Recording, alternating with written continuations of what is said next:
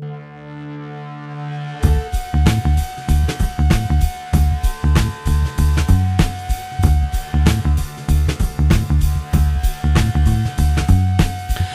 everybody, to the Nightly News Podcast. This is Professor Paul Miller, and we are here today with everyone's favorite guest, Student Engagement Director Adrienne Thoman. Adrienne, welcome back to the podcast. Thanks for having me. Such a warm welcome. I appreciate that. Well, you know, as much as you do for me, I got to give you a shout out. You're helping me out this term, so I do have some of my classes on Friday, and you're actually covering some of my classes for me while I'm at school, so at least I have a good reason. It's funny, the first day that I was talking with you to some of my students that you just had, I'd made the mention that, you know, I was going to be at school, I was going to miss my afternoon class, and I said that you were subbing for me. And someone said, didn't you sub for her like 5 times last semester? I said, yeah, that's why she's helping me out this time. So we help each other out. So it's a great thing to have somebody that has your back. And I'm sure you feel the same about me. Oh my gosh. If you ever need anything, Yes. you can ask me. Well, as per usual, every month we have Adrienne on to chat about the calendar. And I think what's interesting, Adrienne, about this particular month is while it's the shortest, even with the leap year, this could be the most jam-packed calendar that I've seen in years. Oh, I appreciate that. I was kind of proud of February. So I have some old emails and I've looked at some old activities calendars. If you would transpose this activities calendar versus one from like a year or two ago, like you can see the amount of it's so much better. It's crisper. Not that they weren't always good. Please, that's not what I'm getting at. This is a work of art. Oh, I appreciate that. You know, in life, I truly believe is about getting better every day. So, Well, and that's what it is. You know, it's interesting. I was listening to a friend of mine's just started the podcast, and he's like up to 10 episodes.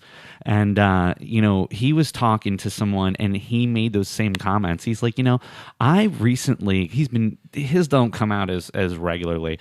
And he said, I went back and listened to the first one from about 6 months ago, and it's just amazing how much different you sound. And I'm sure you with the Pirate Life podcast, I think it might be interesting to go back to day one and listen to that first podcast. And I've actually done that before. You know, we've obviously been doing this for a long time, but when we went through the whole 100th episode and I did that best of at 99, I went back and listened to the first one. It just made me cringe. You know, it was, you know, different equipment. And obviously we've come so far and we have a nice studio now. So it sounds a lot better for all the listeners. but the crazy thing is about it, you never get to the 100th episode and how good you sound if you don't have that first episode where you have that learning curve. Live and learn, and it's certainly been a learning process, and I'm proud to say that I've had many students go on, and like if you see Darren's got his own podcast, and you know, we just wrapped up the 3rd season of our fantasy football podcast, so That's cool. You know, it's not just about doing the nightly news, it's about doing, you know, several students have started their own shows, and it's just such a great feeling to have this opportunity. I've helped you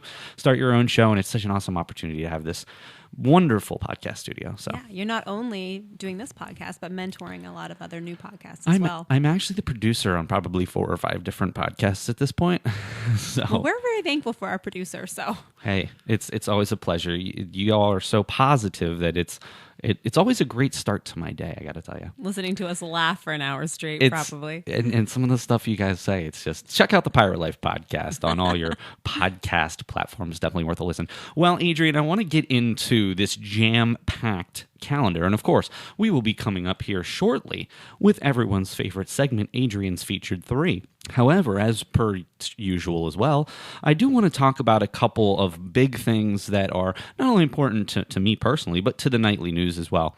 The first thing that I wanted to talk about is the Night and Day Cafe Live Performing Artist Series coming up here on Thursday, February the 6th at 11:30 with Shrimp Ryan's Jig Band. Yes, I can't wait. So we'll get to Shrimp Ryan in a second because I'm familiar with his work. First of all, why did you decide to do this? So this is going to be a recurring series. You already have January's in the books, February's coming up, and there's one also scheduled for March. Can you tell us where this came from and where this idea came from to do this really unique thing here on campus? So it's a brand new series, and honestly, it was inspired by an experience that I had. I won lunch with President Ski from Hack at a silent auction at a gala that I was at. And when we went to have this lunch, I was in Hack, our community college, at their in their Cooper Student Center, and there was live music in there, and I'm like it just added so much to the vibe and the energy, and I just thought, well, why can't we do that? So we gave it a whirl, and I was so excited. Last month was the first time we'd ever done it. We had Itzy and Im here, and I told her, I'm like, I don't know what it's going to be like. I don't know how well received it would be, but it was so cool because students, staff, we all kind of hung out there and got to enjoy the music, and it really was a nice vibe. I love listening to live music, so for me, I loved it, and I was excited to see that other people did too. And I think that during that time of day, when you have a lot of people in and out eating, I mean, that's really cool. If you're down there eating, it's a good ambiance. And I mean, even if you're just passing through, even if you're upstairs, you can hear it, and hey, what's going on down there? Let's go check that out. So how did you decide? Do you just have personal connections to these bands? Like, how did you decide which bands to bring in? Which ones might be a good fit for what we have going on in Night and Day Cafe that time of day? Well, so Itzy and Im, I know Bitsy. She is the chair of Petapalooza and runs that event, which is held on campus every year. Her and I have known each other for a number of years. So she was easy first person. I'm like, can you help me out? This would be great. And then I had posted a random post on Facebook just saying, hey, Facebook friends, do you have any local entertainment, which is a little more affordable than getting people from out of town that would be willing to come in to do an acoustic kind of lunchtime chill set? And I got lots of great recommendations. And I have a lot of Facebook friends that are performers and artists that reached out. So is this something you think that even after this term you're going to continue doing with how great it went the first time around? Heck yeah. My goal is to continue it. Awesome. Well, and I have connections to a few people I think you might be interested in talking to as well. So I'll have to give you that information as well. Well, so Shrimp Ryan, how did you connect with this guy? Because anybody that knows Shrimp Ryan, and if you don't know him, check him out. And like I said, I've had limited interactions with him, and I've met him. And I mean, real down-to-earth guy, real laid-back music. I think probably the exact vibe you're going for. And they have some upbeat stuff, obviously. Yeah. But I think that they're going to fit in really well with that vibe. How did you meet this guy? Well, so I'm always on a mission when Sean, my husband, and I, when we go out on the weekends, are always trying to find places that have live music. So I'm always kind of looking at Facebook events to see who's going to be playing where. And at some point, he was doing a CD release or something that I had found him on Facebook and connected that way. I haven't actually seen him live yet. So I'm really excited to do that. But he was just somebody that I had followed, and then I had some friends that followed, and we're friends on Facebook now. So I'm excited to actually... He's an interesting character. I think you'll like his music. I think the students are really going to like his music too. And I think it's the type of music that's going to fit in very well. Who do we have coming up in March? Kevin Koa. And he was recommended to me. I actually worked through an agency to get him. And another friend, former coworker, had suggested that he'd be amazing. So I haven't heard him either. Well, you'll have the opportunity. Yeah. I think this is really cool. And I think, again, it's something a little different that is something that the students are really going to like. And if you're keeping it around the same time every month, I think people are going to start building to it. And, who knows where this could go? Absolutely. So, and one other thing, and this is just a suggestion, so please feel free. I'm sure once it warms up, it might be a good place to maybe do outside on the deck. Oh, I like that idea. Especially, obviously, weather permitting. Yeah, but if the weather isn't right, you can just move them right on inside. We're talking about between, one side or the other of a pane of glass. So that's it's not like it's going to be too bad. But I think that would be really cool. And what I also think we might consider doing, people have done cookouts in the past. Mm-hmm. Why not have outdoor music and a cookout at the same time? Oh. I don't want to step on your toes, though. I like that. No, that's great. You do such a great job with the calendar. All right, we're going to move on to another thing. One big thing that I really want to talk with you about is the final home basketball game for the 2019-2020 season. By the time you're hearing this, the ladies will have wrapped up their home slate with senior night, but men's returns home after a 9-game, we don't really call it a road trip because they're not on the road the whole time, but 9 consecutive games on the road to come back home on Thursday, February the 13th. That's going to be at East Penn High School at 8:30 for senior night. And I think the reason that this is important to us, obviously, the Nightly News, I believe we're going to do something like 10 games this year. Myself, Tyler Coleman, Christian Fulp, and Tyrene Smalley, who literally was producing our show in his first semester up here. You want to talk about, an amazing experience that this kid's having. He's up here in no time he's already producing the basketball game. He jumped right in, which is awesome. And he's great. I mean, he is super at what he does. And I give him so much credit. Of course, Tyler and Christian, too. Really not a whole lot of experience calling sports. Tyler had worked with us in baseball, so I think that probably helped. But Christian, when he stepped up last year, he does such a great job, too. And honestly, this will probably be our last game together basketball-wise. We do have a full slate of baseball coming up, but Christian will be playing. So actually, this is going to be our last opportunity to work together. Now, of course, once they're have graduated, if they want to come back and help out, please do.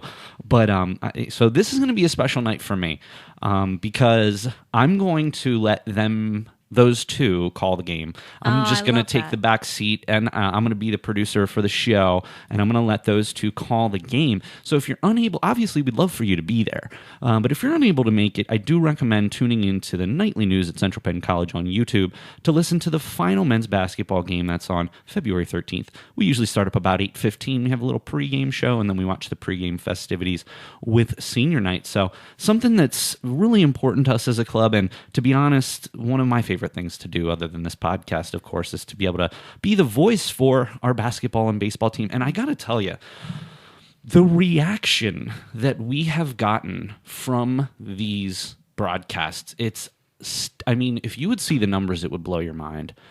Several hundred. There's one basketball game that has over 500 views. That's amazing. For us, I know that in the virality nature, everyone's thousands, millions. But for what we do and from what we've come from, to have a game in a week get 500 views is it's mind blowing. And I hope that all the gentlemen involved agree, and certainly Casey. I mean, she's just beside herself. She thinks this is wonderful. So please make sure that you are involved somehow, either coming out to the game or check us out on YouTube on February 13th, and we'll be live right around 8:15. So finally, the last thing I want to mention before we get to Adrienne's featured 3, shameless self-promotion. What would this show be if it wasn't for us promoting the nightly news?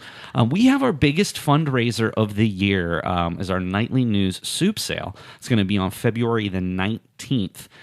From 11 to 1:30. As usual, we will deliver it to your office. I'm going to send something out by email this week. And I need my order form. I will take care of that, and probably by now you'll have already gotten it.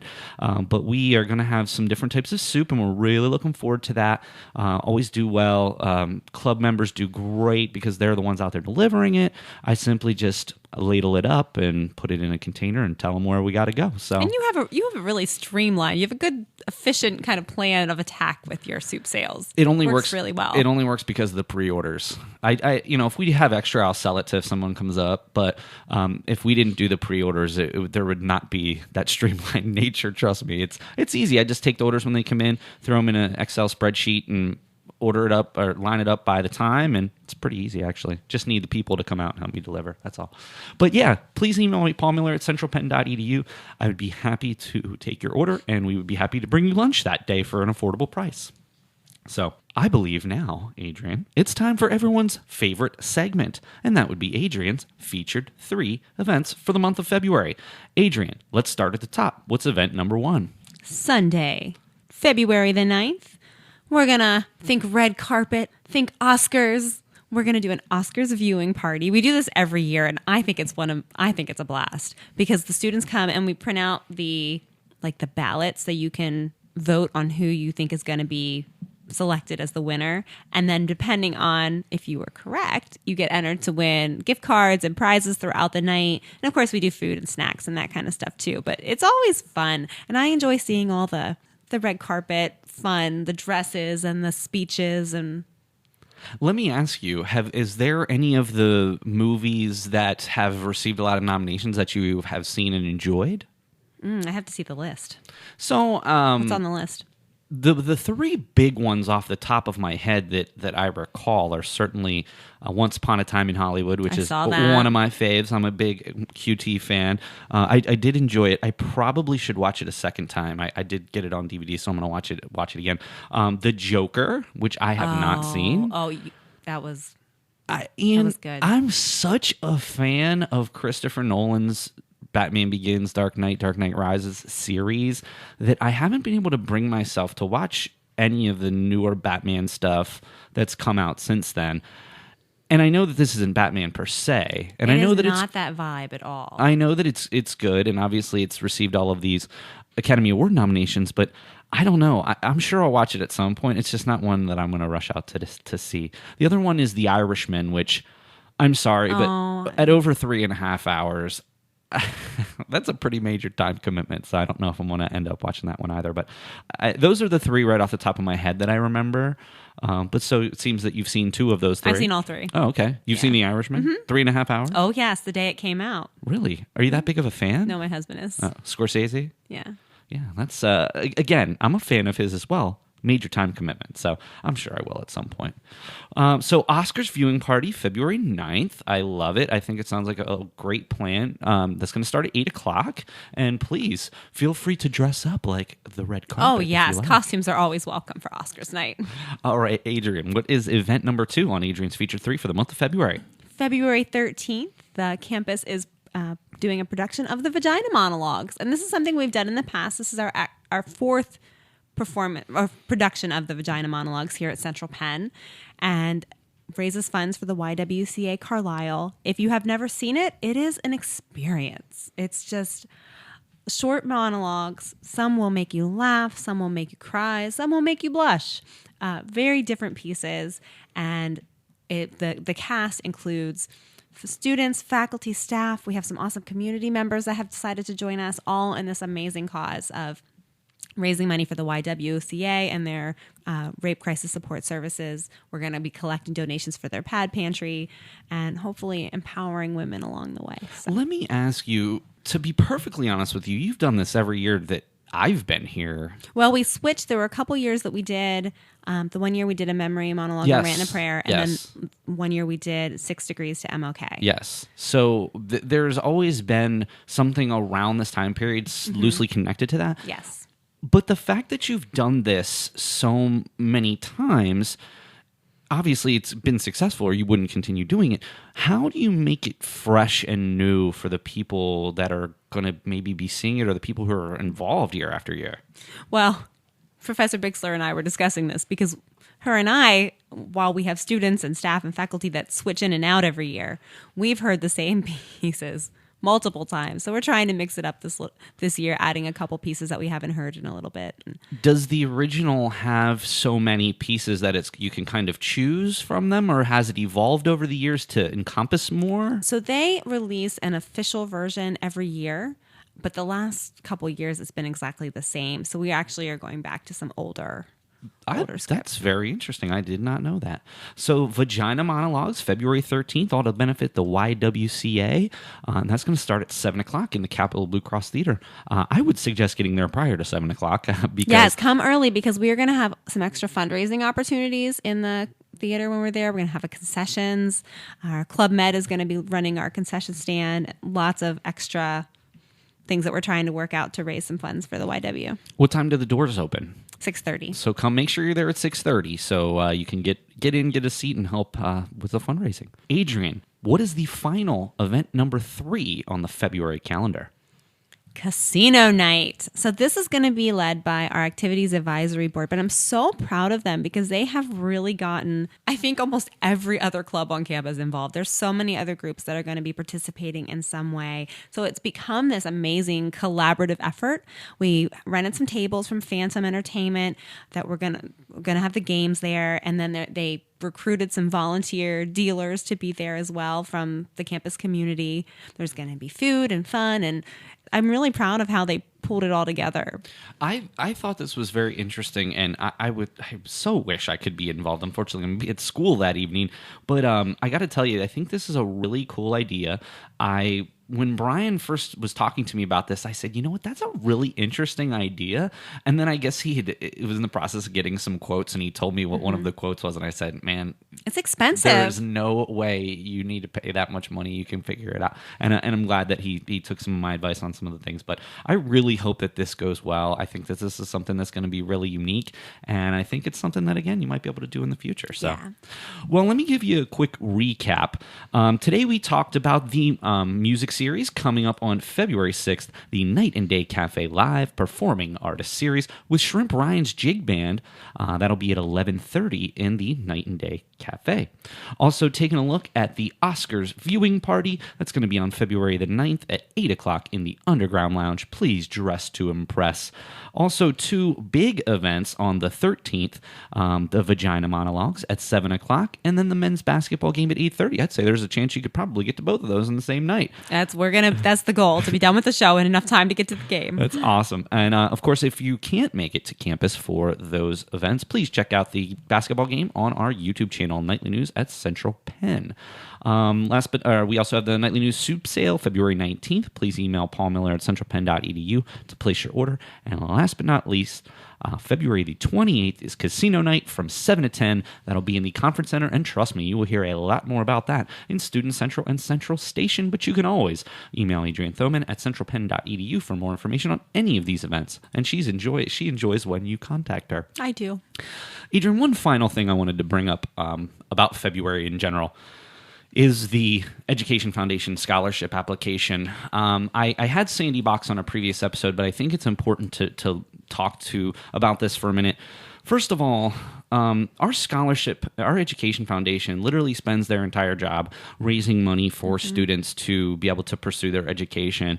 This is something that I've always been so passionate about ever since I've been here. In fact, this is a committee that I've been on for a considerable amount of time. And the two times a year we get to go in for this and sit with Sandy and Mary Beth and the other wonderful people who donate their time to do this. It's literally the most fun hour of my 6 months having to spend. But to be honest with you, I'm still kind of upset that only about 10 to 15% of our students fill this out. And again, I understand that certain people have other means and they're not taking out loans and a variety of things that maybe it doesn't seem so important to them. But I got to tell you, frankly, I don't know anybody that couldn't use some extra money that they don't ever have to pay back. It's such a worthwhile experience, and it's really, they're only asking for a couple of 100 words, so it's not like it's going to take you a long period of time. So a plea from myself, please make sure you go to foundation.centralpenn.edu and fill out the scholarship application that will be open throughout the month of February. Any final thoughts, Adrienne? I think that's it for me. Get those scholarship applications in. And check out the Pirate Life podcast, of course, on all your favorite podcast platforms. Yes, please. Thank you. All right. Adrienne, as always, it's such a pleasure to spend this time with you. It's such a aside from my chaotic day that I get to come down here and produce your show, and then, of course, we get to do our show. So thank you so much. Thank you. All right. For Student Engagement Director Adrienne Thoman, this is Professor Paul Miller, and we'll see you again next time on the Nightly News Podcast. Hey guys, it's Community Relations Coordinator Curtis Volker, and you're tuned in to the Nightly News Podcast.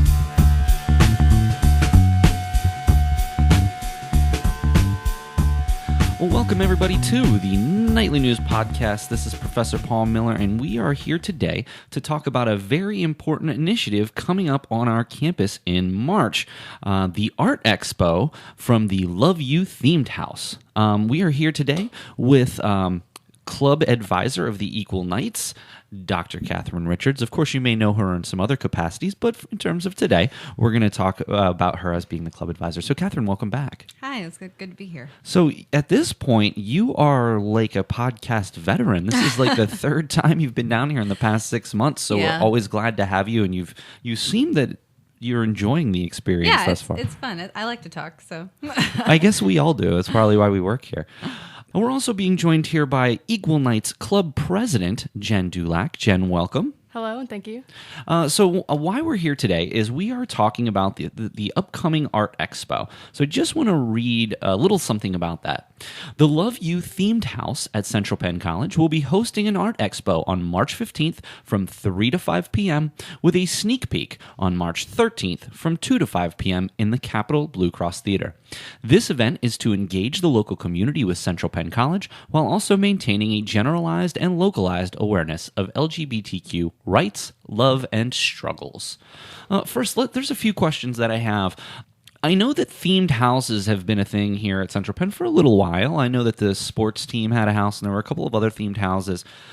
First of all, where did you come up with the idea to do a themed house? And can you tell us a little bit more about the Love You themed house? So I had a conversation with Bree Condis, the Res Life coordinator, and I discussed with her the idea of potentially moving out of the house that I was living in and moving in with a couple people that I felt more connected to. I felt like we clicked really well. And so I thought it'd be better to live together. I feel like we'd be able to do a lot more for the community on campus. So we were throwing around ideas like, what should we have this themed house? Should it be like animal advocacy? Should it be, and we were tossing around ideas, and then eventually we stuck with LGBT advocacy, because not only myself, but other people in the house are within the LGBT community, but also have parents that are, for example, one of the people in my house have parents that are lesbian. So they are just as engaged in the community as people who are specifically involved in it. So we thought that'd be a really good idea, and it's something that hasn't been done before with other themed houses. So in a general sense, tell us a little bit more about what a themed house even is. So a themed house is a group of people who live in the same house together, but you are required to have one event each term that is related to your theme. So for us, we have LGBT advocacy, so that's why we're hosting this LGBT-themed Art Expo. Other houses have done community service and volunteer, or they had little tournaments and things like that on campus, but we wanted to go a little above and beyond, I guess.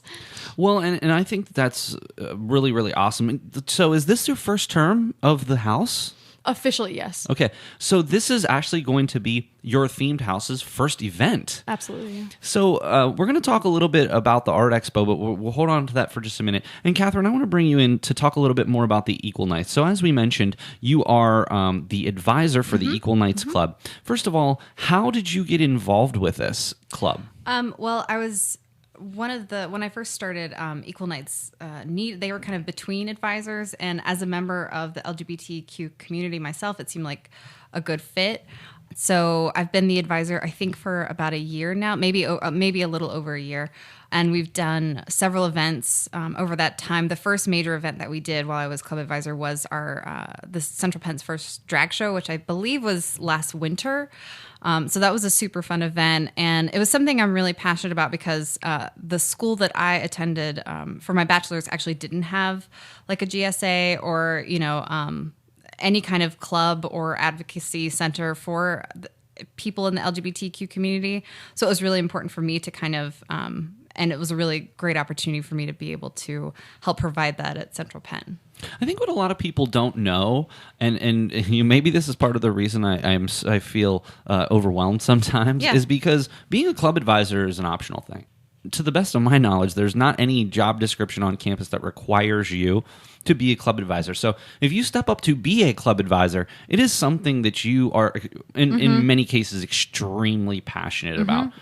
Obviously, you're extremely busy, just within the past couple of years finishing up your PhD. I mean, how do you juggle not only your full-time job, which I'm sure is well over 40 hours a week, and being able to do this and be a mentor to the students in the club?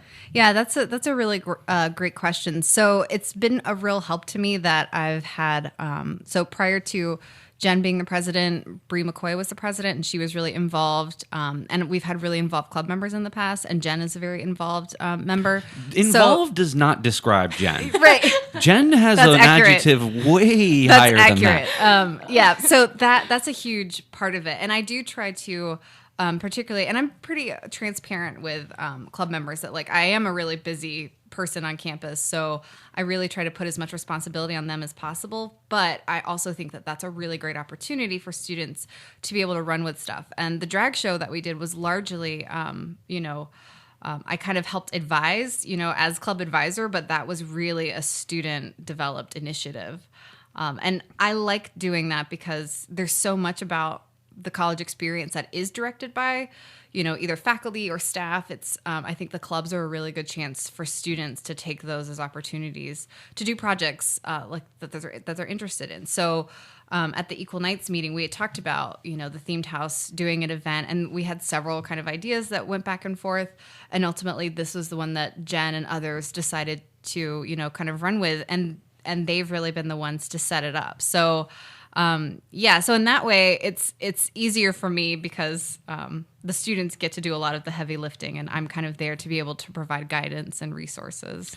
I think in the nightly news, fortunately, the main thing that we are concerned with in terms of Professor Olympia and I are certainly in the meetings directing the students to certainly at least develop an idea for some story ideas, podcast ideas. Fundraising is almost totally club driven. We do the research exhibition every year is almost entirely club driven. So really the only thing we're responsible for is getting stuff up on the blog, content, pushing it out, and then just putting the publication together.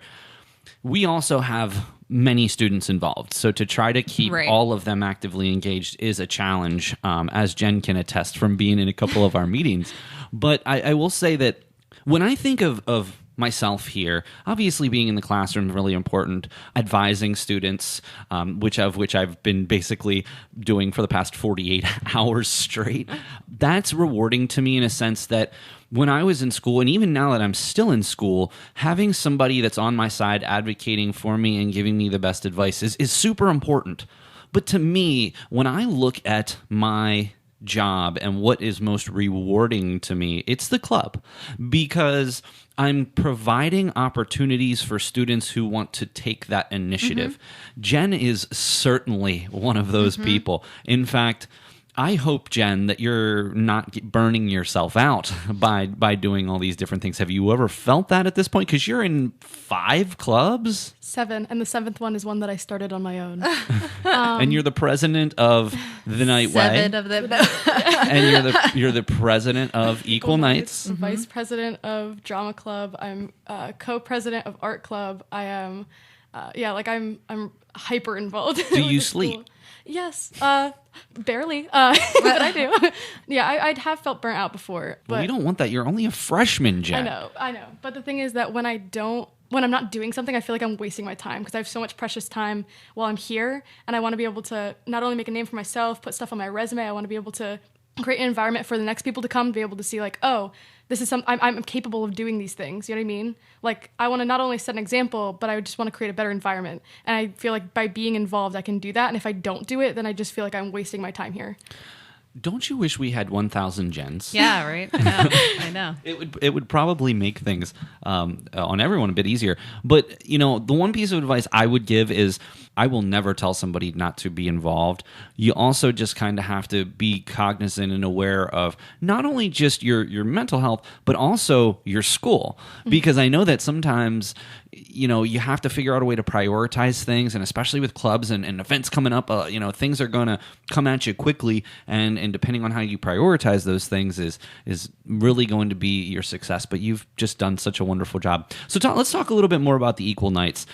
So obviously we talked about how Katherine got involved. What are some of the things that the Equal Nights has done in both of your time here in the last year to promote what they're doing around campus? So the most recent thing that we did was right before Christmas, we set up a display in ATEC that was a rainbow Christmas tree and hung ornaments that we made that basically provided some information to people about how, for many people in the LGBTQ community, the holidays can be a really difficult time. So there were some resources there, but also to kind of inform anyone who may have stopped by to say, like, it's part of what we want to do is not just provide a space for allies and members of the LGBTQ community kind of to get together, but also to provide some educational aspects to the larger college community. A lot of people don't think about, when we think of the holidays, for most people, it's, a happy thing. Or, we may think about people who have, lost loved ones. That's, people are aware of that kind of thing. But trying to inform people that for many members of the LGBTQ community, the holidays can be difficult because for many of them, family, friends, that dynamic can become really complicated and problematic when people either come out or, just are kind of discovering their identity. So that's the most recent thing that we've done. That was just a couple of months ago. Yeah. Do you find, Jen, in terms of not just our student body, but maybe people your age, do you find that there's a stigma toward LGBTQ community, or just maybe a lack of knowledge about what and who encompasses that organization or that group of people? Absolutely. Of course, things have gotten better from like past generations, but we're still in a state where people assume, people use the word gay as a negative connotation. Yeah, and so it's like people are slowly learning, but there's still things that we need to get around. A lot of people assume that people who are like related to the LGBT community or like equal nights or things like that are like oddballs, but like they're just as much people as anybody else. It's something that's being worked towards, and there's definitely been progress, but we still need to get there.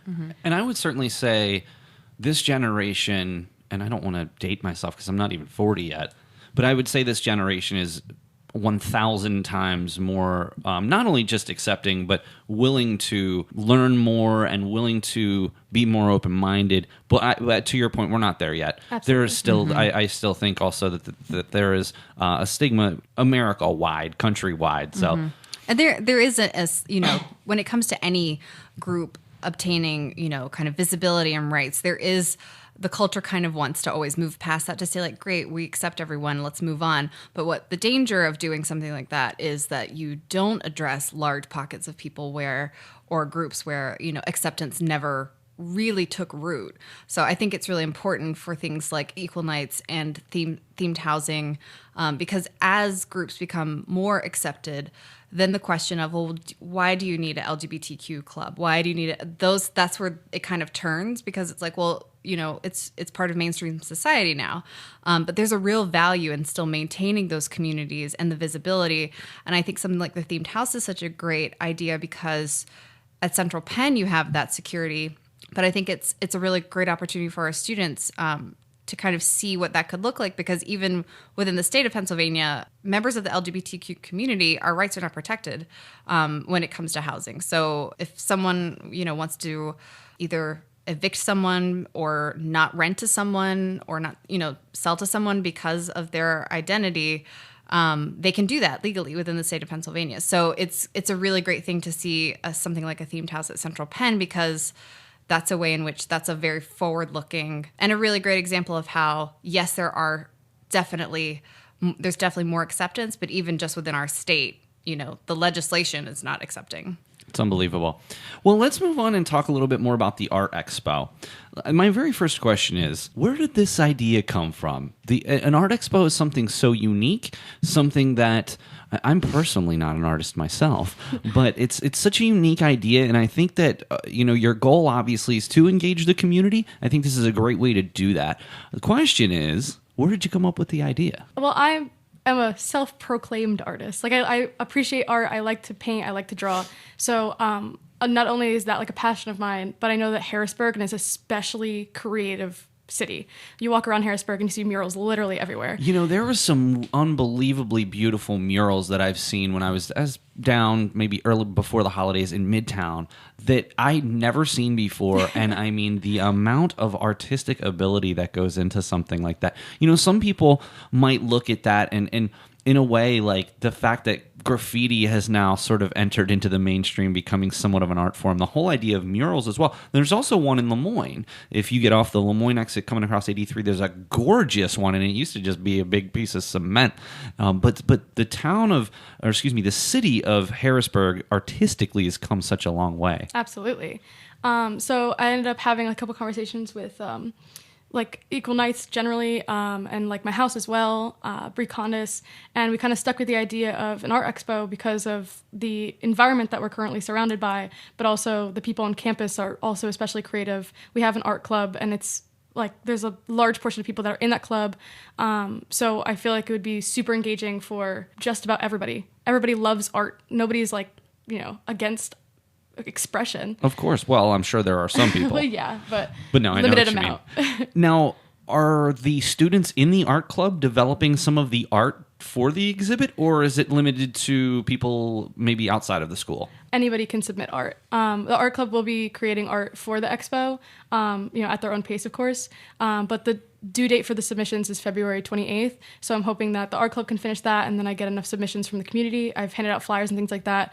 And with this being, broadcasted, I think that we should have hopefully like a large amount of submissions. Awesome. Well, so I think that it's going to be interesting. Can you give us an idea about the layout of an art expo? So in case anybody's never been to some sort of, art event, can you kind of explain to the audience what they might anticipate if they come out to the event. So we have 2 separate days. The first day, which is March 13th from 2 to 5, it's going to be a sneak peek. So only like campus community will be able to enter the Capital BlueCross Theatre to be able to see it.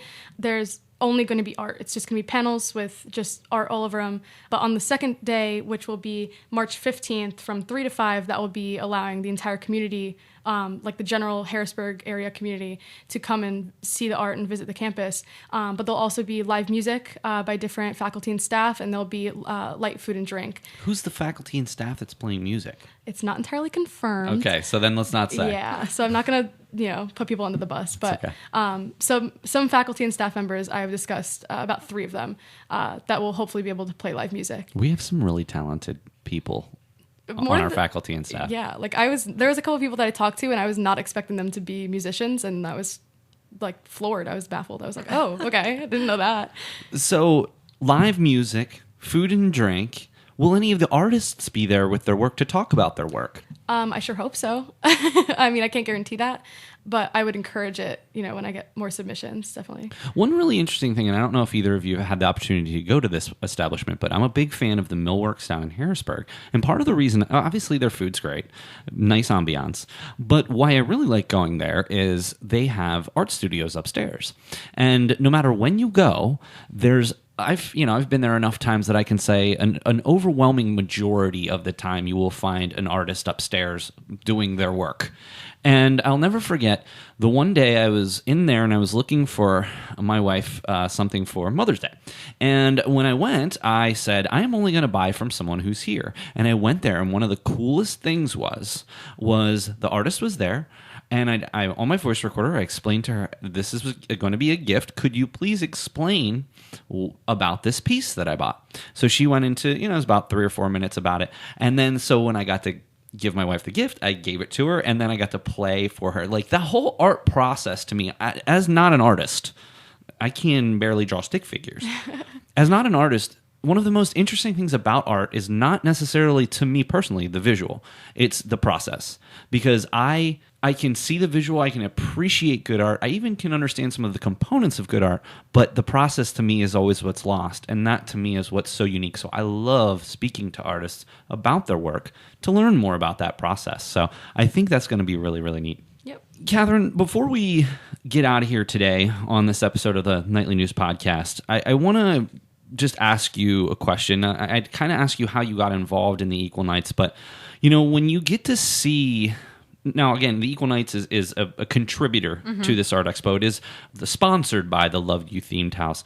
What does this mean to you? Like when you look back on some of the impacts that you've had just with the Equal Nights Club, what does that mean to you in terms of your career? The fact that, yes, you get to do your full-time job, but then you also get to have this significant role on campus in another way?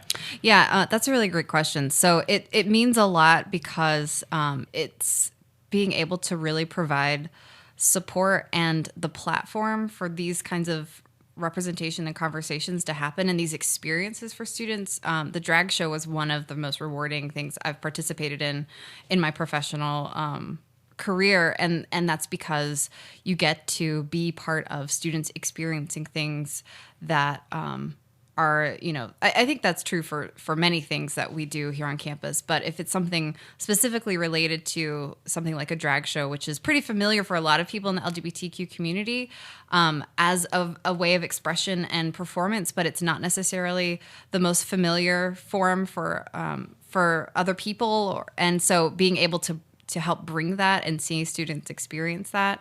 I also deeply value being part of any initiative that brings representation to LGBTQ students, because I think one of the most valuable things, particularly for younger students, but for any person who identifies as part of a marginalized community, one of the most important things for their emotional and mental well-being is to see that representation and to know that there is pride and also safety there. And so being part of that is an incredibly rewarding experience to me. And I'm just one small piece of it. So yeah. And you're humble as well. You do all the wonderful things you're doing. Jen, obviously you're in the process of doing this right now. What does it mean to you to have this opportunity to not only share what your themed house and your club, of which you're president, is doing here on campus, the wonderful things, but to be able to have this opportunity? What does it mean to you to not only be able to have it for the school, but also the community? I guess the simplest word is good. Like, I feel glad that I'm able to do something like this, because in a lot of other communities, I wouldn't be able to. If I lived a lot of other places, I would not have the opportunities that I have here. So I just feel appreciative of the fact that I can do those kind of things. And I'm hopeful that people take advantage of the opportunities that we're able to provide through the themed house and through Equal Nights. Awesome. Well, I appreciate both of you being here. Just one more quick recap. Remember, the Love You themed house at Central Penn College will be hosting an Art Expo on March 15th from 3 to 5 p.m. with a sneak peek on March 13th from 2 to 5 p.m. in the Capital BlueCross Theatre. Come out for faculty and staff music, lots of great art, hopefully some artists, some light fare, and some wonderful times for the advocacy of the LGBTQ community. Thank you again both for being here. I know that especially registration week for you, for me, always crazy. So Dr. Katherine Richards, thank you so very much for joining us today. Thank you for having me. Of course, and we like to have you back in the very near future. And of course, Jen, it's always a pleasure to get to work with you. I think sometimes that the experience that I get to have with you is often sort of in passing, because anytime I do get to see Jen, she's always like, I have to be somewhere at 12:15. Yeah, that's consistent. But you know what? I would 100 times out of 100 rather have you that's too involved than someone that's not involved at all, or not involved to the point where they should be. So if I ever, give you a hard time, it's just because I'm shocked that a student of your age has got the conscientiousness that you do, and what you're doing here on campus is amazing. It really is. Thank you. And I just wanted to say that I wouldn't be able to do a lot of the things that I do, especially with the whole themed house, if I didn't have the other members of my house. For example, Amanda Shaw, Marina Keller, Nia Millwood, Amaya Martin, Sierra, and of course, Bree Condis. So I just wanted to mention that, but thank you. Thank you. No problem. Well, that's going to do it for another episode of the Nightly News Podcast. I'd like to thank Dr. Katherine Richards, who is the advisor of the Equal Nights, and Jen Dulack, who is the president of the Equal Nights and one of the key contributors to the Love You themed house Art Expo on March 13th and 15th. So for Dr. Katherine Richards, for Jen Dulack, we'll see you again next time on the Nightly News Podcast.